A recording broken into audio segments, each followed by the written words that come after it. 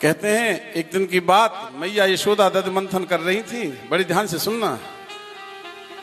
सुबह सुबह की बात, पूर्णमासी की रात्रि थी, चांदनी रात्रि।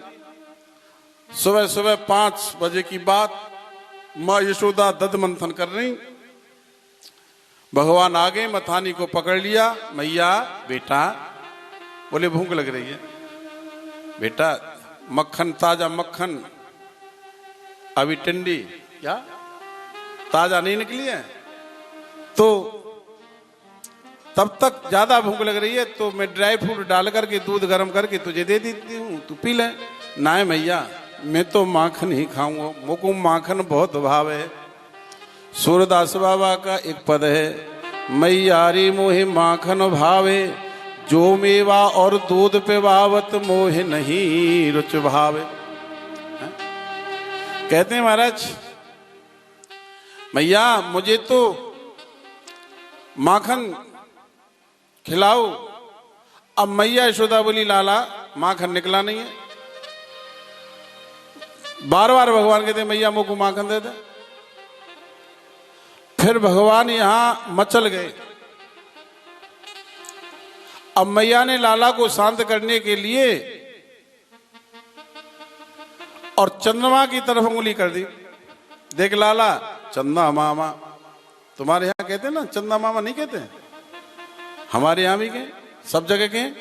चंदा को मामा क्यों कहते हैं बताओ? हाँ, इसलिए मैंने 500 रुपए नहीं रखे थे। किसके भाई हैं?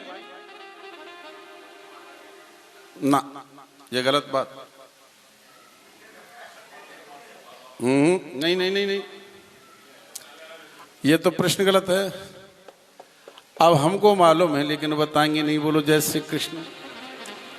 अब आगे देख लाला, चंदा मामा। अब भगवान चंदा मामा को सुन करके अब मक्खन को भूल गए और बोले मैया मैं तो चंदा मामा लूंगो, मैं तो चंदा मामा लूंगो।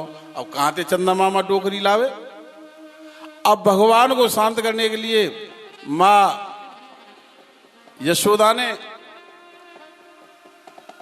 युक्ति से काम लिया।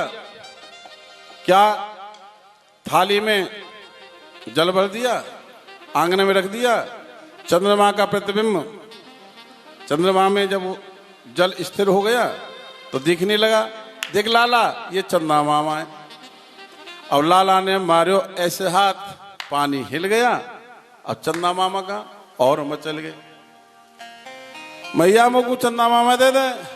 यहां भी सूरदास बाबा ने एक पद लिखा है, मैया रे मैं तो चंद्र खिलौना ले हूं, सुरभि गौ को पे पान न कर हो, बेणी सिर न गुथे हो। मैया रे मैं तो चंद्र खिलौना। देख मैया मुझको चंदा मामा दे दे। और चंदा मामा नहीं देगी तो भगवान मैया बोली क्या करेगो? बोले सुरभि गौ को पे पान न करूं, मैं गैया के दूध है ना पीऊंगा। मैया बोली दारी के मत पीजो, कोई ज्यादा तू हृष्ट पुष्ट तो है ना, दुबलो पतलो है, हाँ? ना पीवे मत पीजो, मैं तो बड़े बेटा बलराम को पिला दूंगी। अब भगवान ने सोची ये धमकी काम नहीं कर रही। फिर कहा वेणी सिर न गुथइयो, मैया चंदा मामा न देगी तो मैं बेणी नहीं गुथवाऊंगो, चोटी नहीं गुथवाऊंगो। मैया बोली कारे कलूटा, न गुदवावे गो चोटी तो मत गुदवाइयो, तू कोई ज्यादा मलुक चंद तो है ना, मैं तो बड़े बेटा बलराम की गोई दूंगी चोटी। भगवान ने सोची जी धमकी काम नहीं करे।